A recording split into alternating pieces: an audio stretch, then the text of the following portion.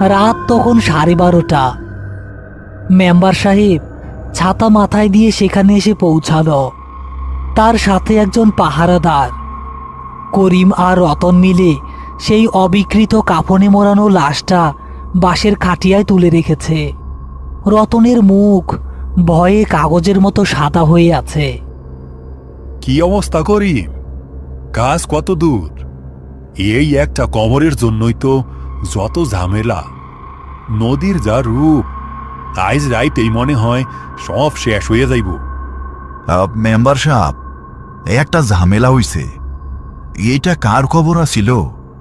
20 বছর পার হইয়া গেছে, কিন্তু কাফনের কাপড় তো পচে নাই, আর লাশের ওজনও তো জিন্দা মানুষের মতো ভারী। কি কবিগুলা?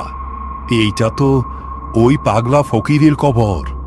গ্রামের মানুষে কইতো লোকটা নাকি কালা জাদু করা ছিল।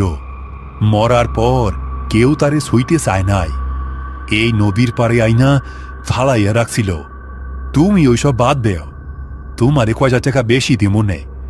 লাশটা জলদি নিয়া নতুন গোলস্থানে ফুইতা ফালাও। মেম্বার সাহেব তাড়াহুড়ো করে চলে গেলেন। করিম আর রতন খাটিয়া তোলার জন্য দুই পাশে দাঁড়ালো। ভাইজান, আমার কথা শুনেন, এই লাশ এইখানেই ফালাইয়া থইয়া চইলা যাই। আমার মনে কইতাছে এই কাফনের ভিতরে কোনো মানুষ নাই, অন্য কিছু আছে। আহ, চুপ কর। টেকা হালাল করতে হইব না। তুই খাটিয়ার পিছন দিকটা দহর শক্ত কইরা একবার নতুন কবরে ফালাইতে পারলেই আমাগো কাম শেষ। তারা খাটিয়া কাঁধে তুলে হাঁটতে শুরু করল।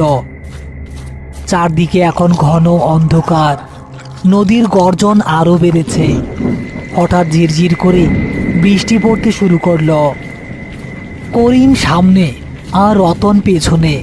তারা খাটিয়া কাঁধে নিয়ে একটি বাঁশবাগান পার হচ্ছে।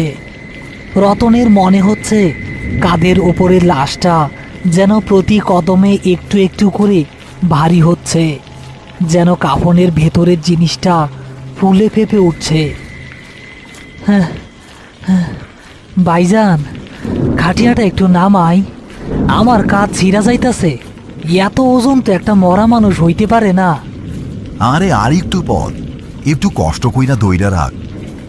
হঠাৎ বাঁশবাগানের ভেতরের বাতাস একদম থেমে গেল। রতনের মনে হলো তার ঠিক কানের কাছে কেউ একজন ভারী নিঃশ্বাস ফেলছে। সে আর চোখে খাটিয়ার দিকে তাকালো। টর্চের আলো সরাসরি লাশের ওপর পড়ছে না, কিন্তু আবছা আলোয় সে